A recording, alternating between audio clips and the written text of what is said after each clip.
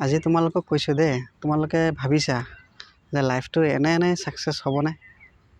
মেহনত, বুজিলা? কষ্টৰ ফল তুমি তেতিয়াহে পাবা যেতিয়া নেকি তুমি ষ্টেপে মেহনত কৰি যাবা, কষ্ট কৰি যাবা, তেতিয়াহ'লেহে সেই ফলটো পাবা।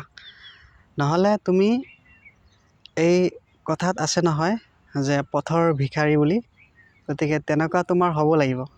গতিকে তুমি সেইটো নোহোৱাতকৈ তুমি এতিয়াৰ পৰা কষ্ট কৰিবলৈ আৰম্ভ কৰি দিয়া।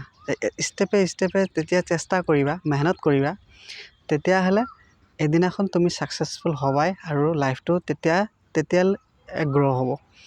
আৰু কেতিয়াও নাভাবিবা যে হয়তো মোৰ কাৰণে কোনোবা এটা গছ ৰুই থৈ দিছে, এনেকুৱা কেতিয়াও নহয়। তোমাৰ নিজৰে লগাব লাগিব, গছটো তোমাৰে ৰুব লাগিব আৰু তুমি যে পানী দিব লাগিব।